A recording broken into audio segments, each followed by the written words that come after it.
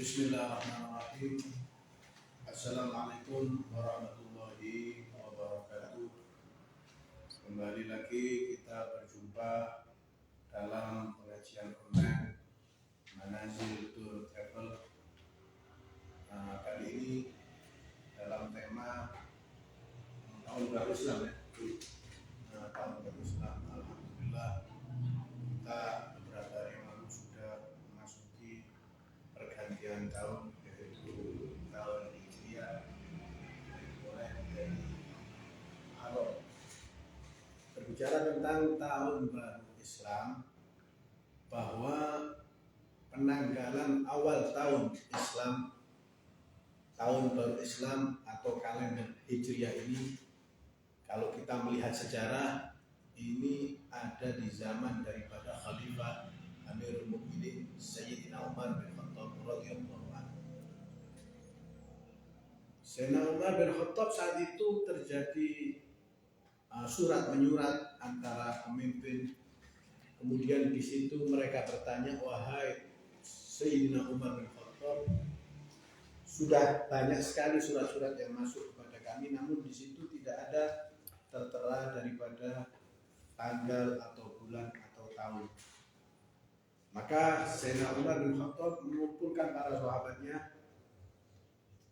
Sayyidina Umar bin Khattab mengajak untuk musyawarah, menentukan daripada tahun baru Islam dimulai dari kapan.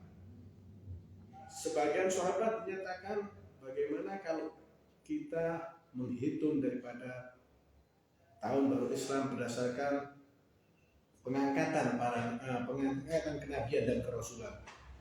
Sebagian sahabat yang lain menyatakan, bagaimana jika dihitung mulai kelahiran Nabi Muhammad SAW. Ada sebagian yang menyatakan, bagaimana kalau dihitung mulai dari wafatnya Nabi. Maka ada yang menyatakan Sayyidina Ali bin Abi Thalib mengajukan daripada sarannya, bagaimana jika tahun Hijriah ini dihitung mulai dari hijrahnya Nabi besar Muhammad SAW dari kota Mekah ke kota Madinah. Maka Sayyidina Umar bin Khattab menerima saran ini. Beliau menyatakan peristiwa hijrah ini adalah peristiwa besar, peristiwa yang memisahkan antara hak dan yang batil. Maka kita ambil penentuan daripada awal tahun Hijriah dimulai dari hijrahnya Nabi besar Muhammad SAW sehingga disepakati oleh para sahabat yang lainnya. Kemudian setelah tahun disepakati, pembahasan itu menuju kepada bulan. Mulai bulan apa? Sebagian sahabat ada menyatakan, bagaimana kalau mulai dari bulan Ramadan? Ada yang mengusulkan seperti itu. Maka Sayyidina Umar bin Khattab menyatakan, kita mulai dari Muharram. Jadi disepakati oleh para sahabat penanggalan tahun pertama dari hijrahnya Nabi dan bulan pertama dari bulan Muharram.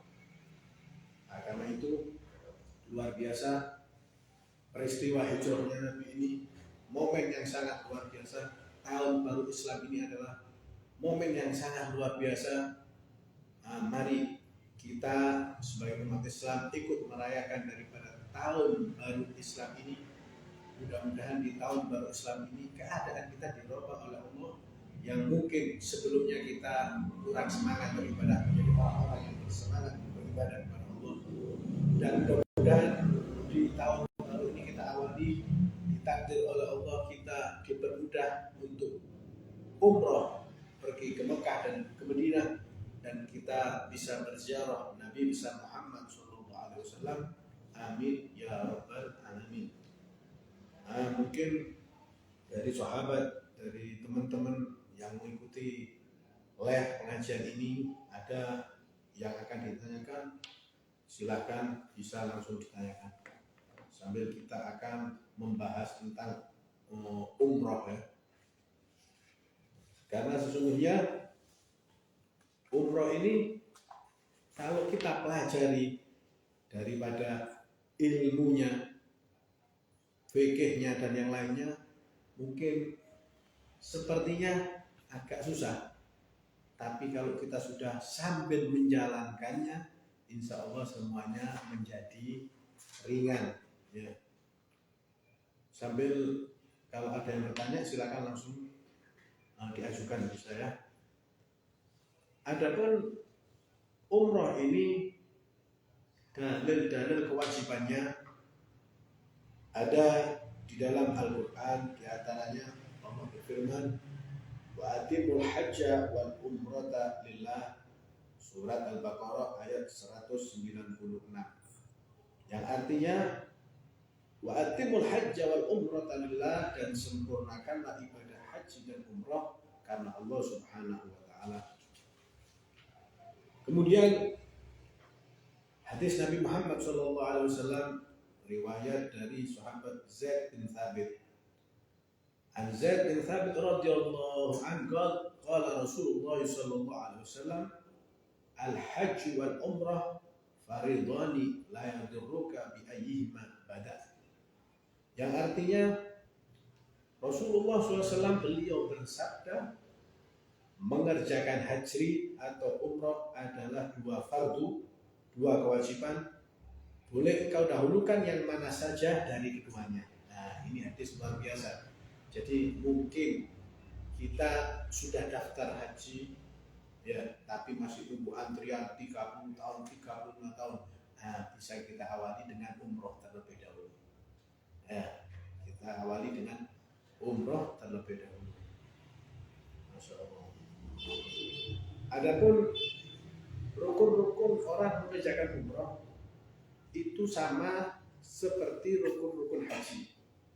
Cuma perbedaannya di dalam umroh tidak ada rukun wukuf di Arafah. Nah, karena itu umroh ini ada 5 rukun saja. Yang pertama, niat ihram. Niat ihram ini adalah niat yang masuk untuk mengerjakan ibadah umroh. Jika kita sudah berniat, maka haram bagi kita melakukan segala yang dilarang dalam masa ihram. Seperti apa saja yang dilarang? Memakai wangian, ya, yang sebelumnya kita boleh memakainya, parfum, minyak wangi. Nah, setelah ihram sudah nggak boleh lagi, ya. Kemudian jika kita ingin berihram setelah memasuki mikot, hendaknya kita memakai pakaian ihram terlebih dahulu. Nah, perbedaannya antara laki-laki dan perempuan, kalau laki itu memakai 2 helai kain yang tidak berjahit, ya. Sehelai untuk menutupi auratnya antara pusar dan lutut, dan sehelai yang lain digunakan sebagai selendang. Sunnah memakai 2 helai kain berwarna putih. Nah, bagi Anda yang ingin untuk ikut umroh di travel ini, ya, Manazil Tour and Travel sudah disediakan perlengkapannya, ya. Ada kain umroh, ada tasnya juga, nah, komplit di sini, luar biasa. Kemudian kalau laki seperti itu. Nah, kalau bagi perempuan, jamaah perempuan, pakaian ihramnya harus menutupi semua auratnya kecuali wajah dan kedua telapak tangan. Sama ini dengan dipakai ketika waktu sholat. Belum ada pertanyaan belum ya? Ya, kalau ada. Kemudian sambil kita ngaji ini, ya, apa saja yang perlu kita ketahui dalam umroh ini. Sunnah-sunnah sebelum ihram. Perkara yang disunahkan sebelum niat ihram adalah, pertama, sunnahnya, ya, memotong kuku, nah, mencabut bulu ketiak dan mencukurnya, mencukur bulu kemaluan dan meratakan kumis. Nah, ini kayak kita yang laki kalau mau Jumatan sunnahnya juga sama ini seperti ini. Kemudian yang kedua, mandi dengan niat sunnah ihram. Walaupun wanita yang lagi haid, mandi sunnahnya, ya. Bagaimana niatnya? Nawaitul ghusla sunnatan lil ihram lillahi ta'ala. Saya niat mandi sunnah untuk ihram karena Allah Ta'ala. Kemudian yang ketiga, memakai pakaian ihram putih yang baru dan bersih. Nah, ini termasuk sunnahnya. Yang keempat, memakai minyak rambut. Ya. Kemudian ini ada sunnah juga memakai wangian, cuma yang harus diperhatikan wangian itu digunakan hanya di tubuh saja, bukan di bajunya, bukan di pakaian ihramnya. Kemudian sunnah ihram yang kelima, setelah mengerjakan perkara-perkara tadi yang kita sebutkan, memotong kuku, mencabut bulu ketiak, kemudian mandi, memakai kain ihram berwarna putih, ya. Maka setelah perkara yang tadi disunnahkan melakukan sholat sunnah ihram pada waktu-waktu yang tidak diharamkan sholat. Nah, kalau kita ngaji PG, yang diharamkan sholat itu seperti ba'diyah subuh atau ba'diyah asar. Ya. Bagaimana cara sholat sunnah ihram ini? Pada rakaat pertama kita membaca Fatihah dan surat Al-Kafirun, dan rakaat kedua membaca Al-Ikhlas. Lebih afdolnya dilakukan di masjid. Adapun niat sholat sebagai berikut: usolli sunnatal ihram raka'ataini lillahi ta'ala. Allahu akbar, langsung takbiratul ihram. Usolli sunnatal ihram, saya niat sholat sunnah ihram 2 rakaat karena Allah Ta'ala. Kemudian sunnah-sunnah berikutnya yang keenam, membaca talbiyah setelah berniat ihram. Ya. Yang afdalnya niat ihram dilakukan ketika kendaraan akan berangkat. Adapun orang yang bermukim di Mekah, maka yang afdal baginya adalah berniat ihram dari pintu rumahnya, kemudian masuk Masjidil Haram dan bertawaf wada, kemudian berangkat. Nah, karena kita ikut dari travel, maka sunnahnya tadi mulai dari kendaraan sudah talbiyah. Kalau kita ada pertanyaan,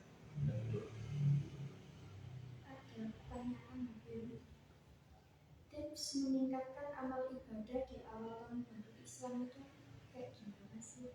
Nah, kalau itu tentang umroh, nanti kita lanjut, kita jawab dulu pertanyaannya. Bagaimana tadi? Bagaimana tips meningkatkan amal ibadah di awal tahun baru Islam? Meningkatkan amal ibadah di tahun baru Islam. Sahabatku, kajian online yang dirahmati Allah Subhanahu wa Ta'ala, Rasulullah Shallallahu Alaihi Wasallam, Nabi kita semuanya, pernah mengingatkan kita bahwa ada 2 nikmat yang banyak dari manusia ini lupa akan 2 nikmat tersebut. Bukan tidak ada nikmatnya, ada, tapi banyak yang lupa. Nikmatani maghbunun fihima katsirun minan nas, kata Nabi. Nikmatani, ada 2 nikmat, maghbunun fihima, yang mana 2 nikmat ini banyak orang yang lalai, tertipu minan nas, dari banyak manusia. Apa ini 2 nikmat yang ada tapi banyak dilupakan? Yang pertama, as-sihhatu, nikmat sehat. Ini nikmat yang luar biasa.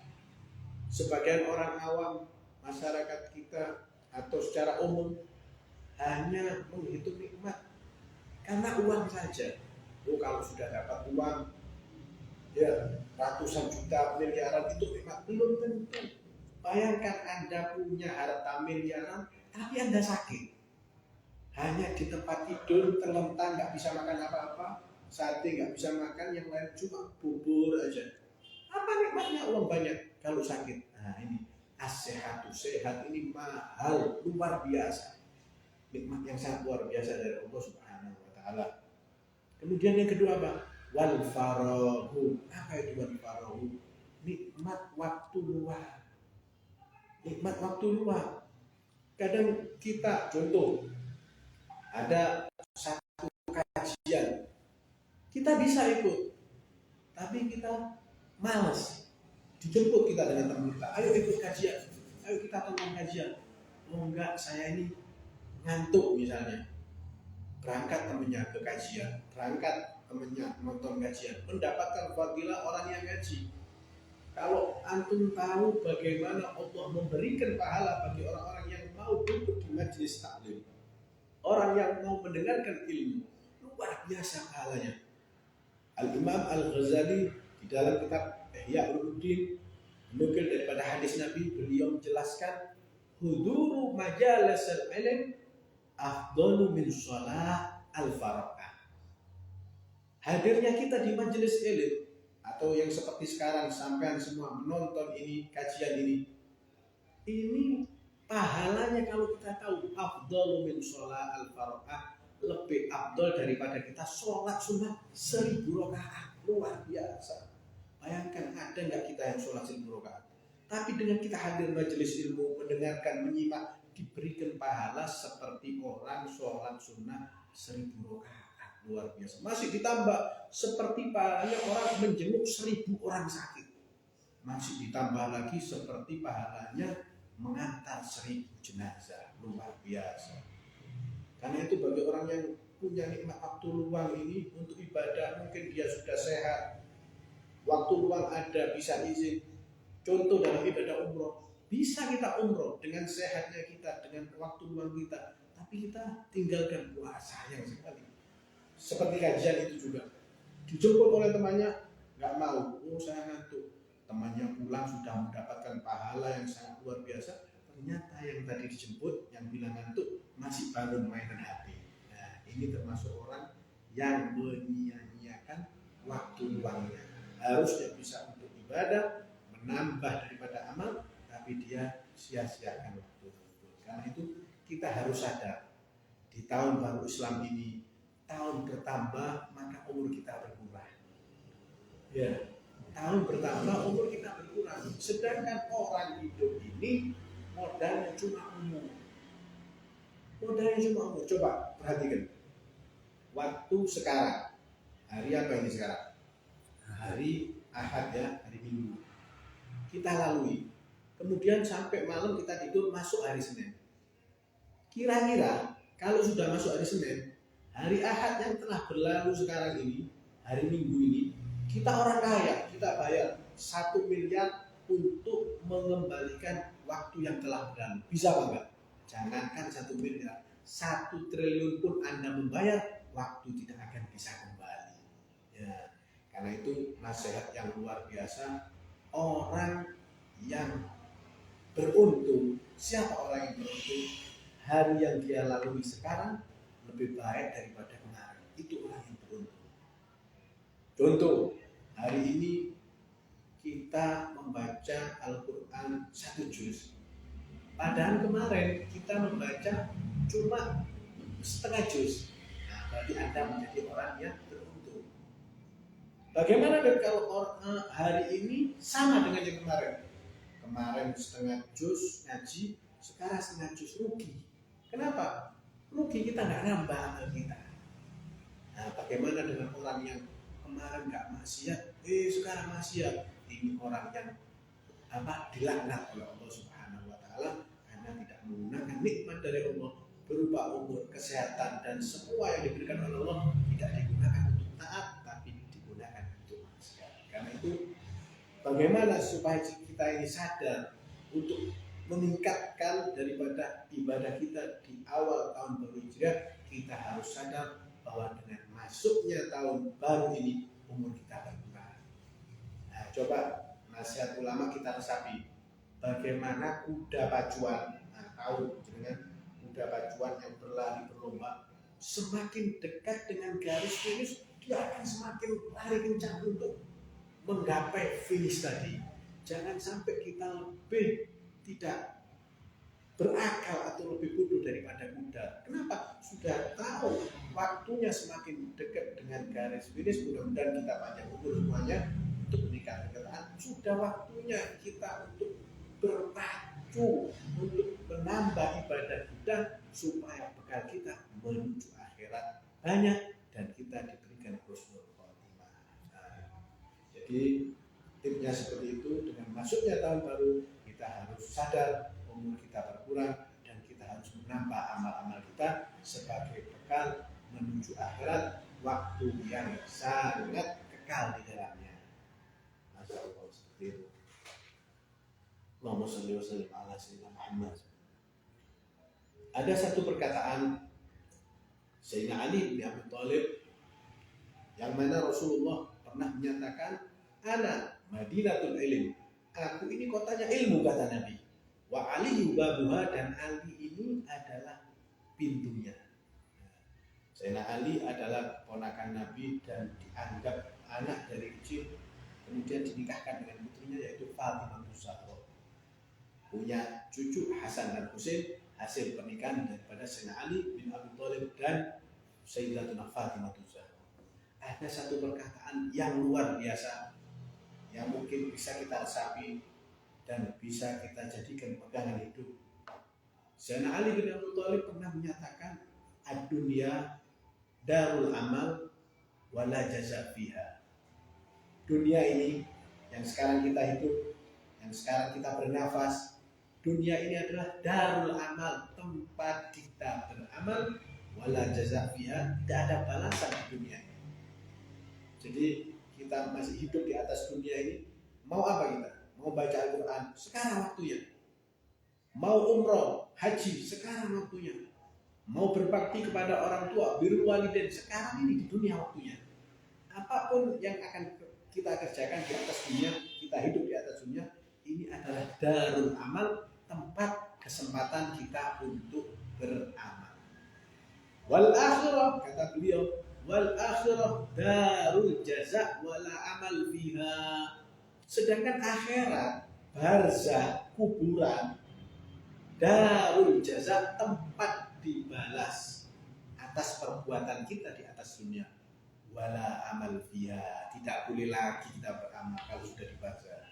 Mau keluar dari kuburan, sholat lagi, ikut kajian lagi, nggak diizinkan. Sudah waktunya kita dibalas atas segala amal kita yang kita kerjakan di atas dunia. Nah, karena itu kalau kita sadar kesempatan hanya sekali, yang menentukan kita surga atau neraka adalah perbuatan kita di atas dunia, maka jadikan dunia untuk amal. Karena sesungguhnya di dalam Al-Quran sangat jelas, wa ma khalaqtul jinna wal insa illa liya'budun. Tidak aku ciptakan jin dan manusia hakikatnya untuk menyembah aku, untuk beribadah kepadaku, kata Allah Subhanahu wa ta'ala. Karena itu jangan sampai kita lalai dari tujuan utama kita hidup, yaitu beribadah kepada Allah. Nah, karena itu kita mengajak semuanya di tahun baru ini, mari kita buka dengan niat untuk umroh ke Mekah, kemudian ziarah Nabi Muhammad SAW, sehingga dengan harapan pulang dari umroh lebih berkah kehidupan kita, lebih berkah lagi ibadah kita, dan lebih berkah lagi rezeki kita, insya Allah. Amin ya rabbal alamin. Masya Allah.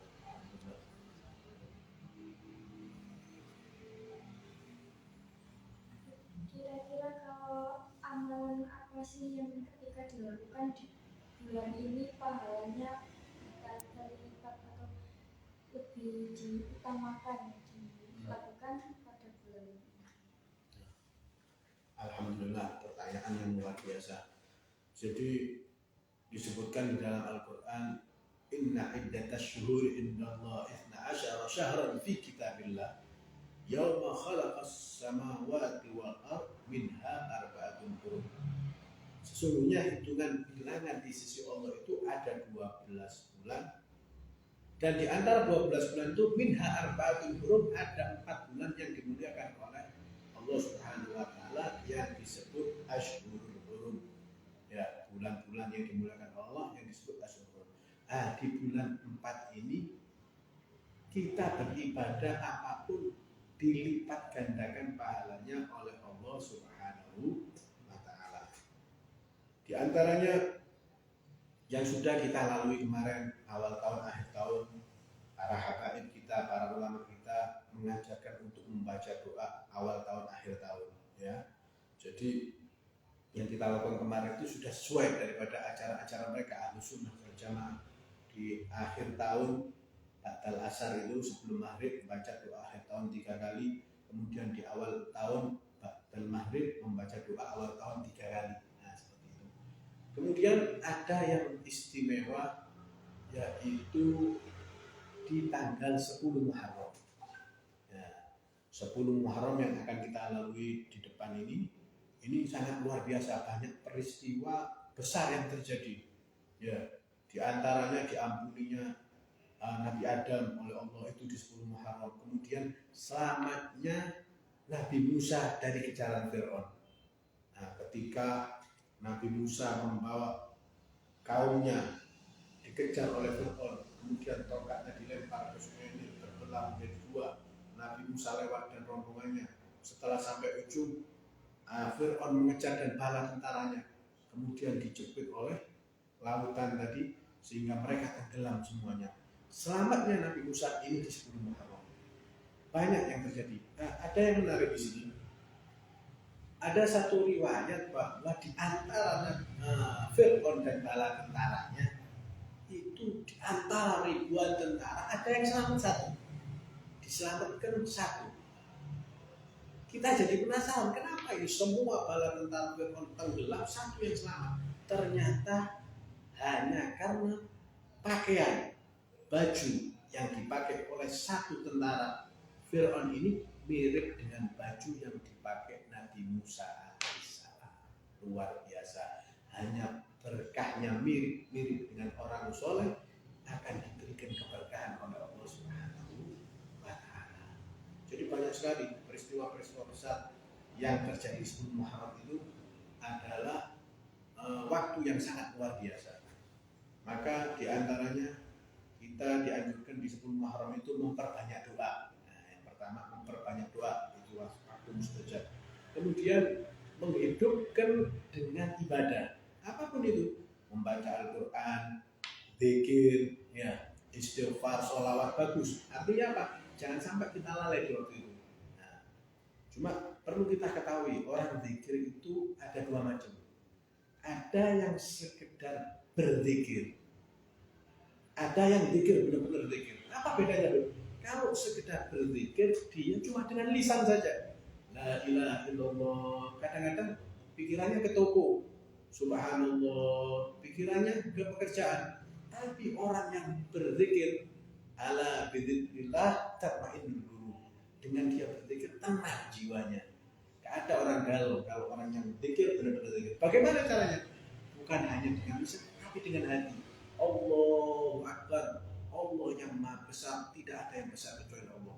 Dia berzikir tidak hanya dengan lisan, tapi hadir dengan hatinya, khusyuk hudur. Nah, itulah zikir. Jadi kita hidupkan dengan Al-Quran, dengan sholat sunnah, dengan sholawat, dengan istighfar. Pertama, banyak doa. Kedua, menghidupkan dengan ibadah. Kemudian yang ketiga, ada anjuran untuk kita menyantuni anak yatim. Ya, 10 Muharram di mana-mana ada santunan anak yatim yang perlu diperhatikan dua. Ada itu hadisnya ya, man masaha ala ra'si yatim, siapa orang yang mengusap rambut anak yatim, satu helai adalah pahala. Ya, cuman jangan diusap aja tapi nggak disantuni ya. Nah, dengan santunannya. Terus yang kedua yang penting adalah ketika kita memberikan kepada anak yatim, hendaknya kita lihat dengan keluarga atau yang ngurusi anak yatim tersebut. Kalau enggak diberikan beras, itu harta anak yatim, ibunya atau bibinya yang ngurus ikut makan, bisa haram.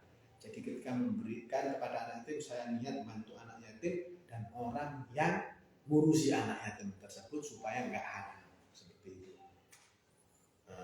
Ibadah-ibadah yang diatur oleh para habaib, para ulama, para kiai kita Ahlus Sunnah wal Jamaah, banyak doa, banyak berzikir dan kepedulian kepada anak yatim. Seperti itu.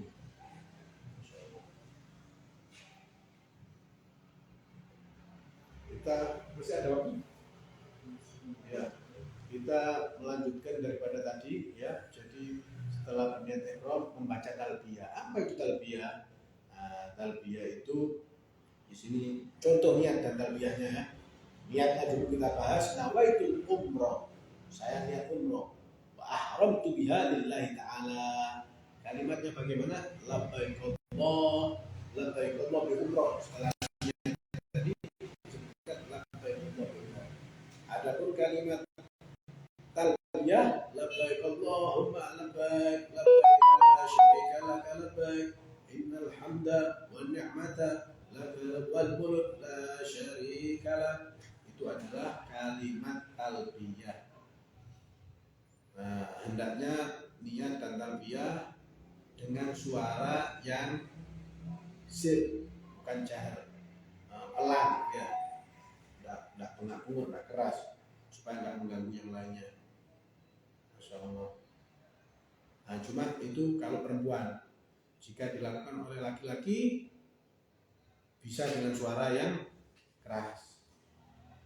Kalau perempuan dengan suara yang ya. Masya Allah. Kemudian kita akan menjelaskan juga tentang tawaf.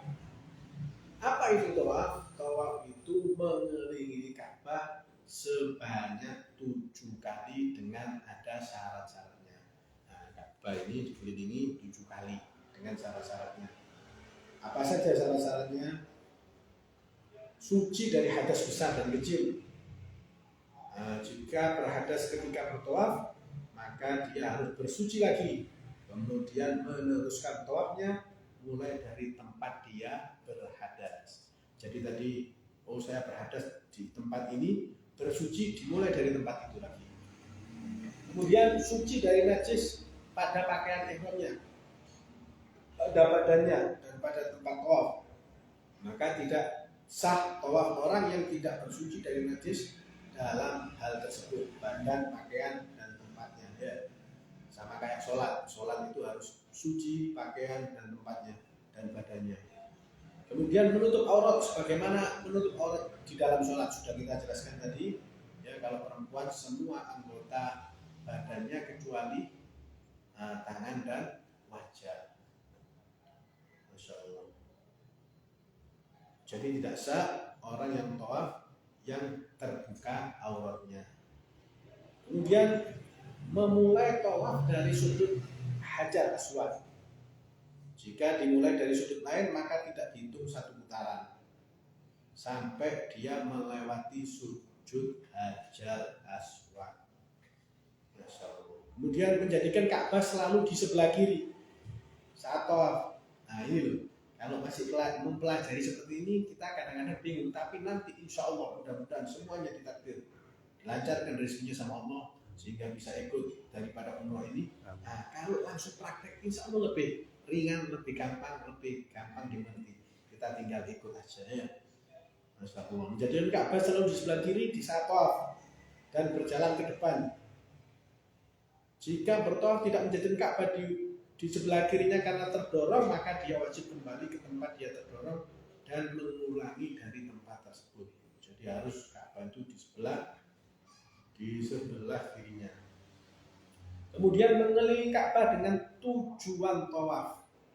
Maka tidak sah jika tawafnya bertujuan untuk mencari hal-hal yang lainnya. Misal enak-enak tawaf kok kelihatan perempuan cantik ya dari Turki atau dari mana. Wah, nguber-nguber itu ini tidak kena ini ya.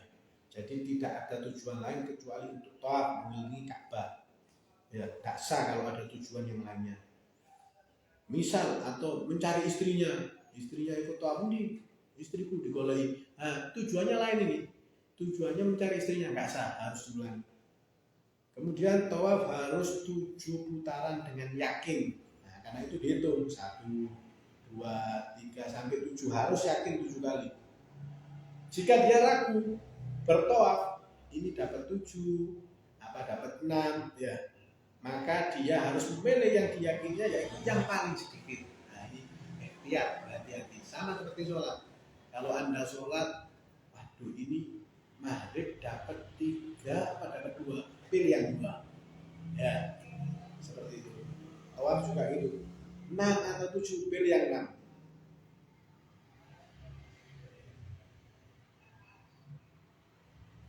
Karena kalau sudah seperti itu 7 atau 6, setelah milih 6, nah jadi tinggal tambah 1 putaran tawaf lagi.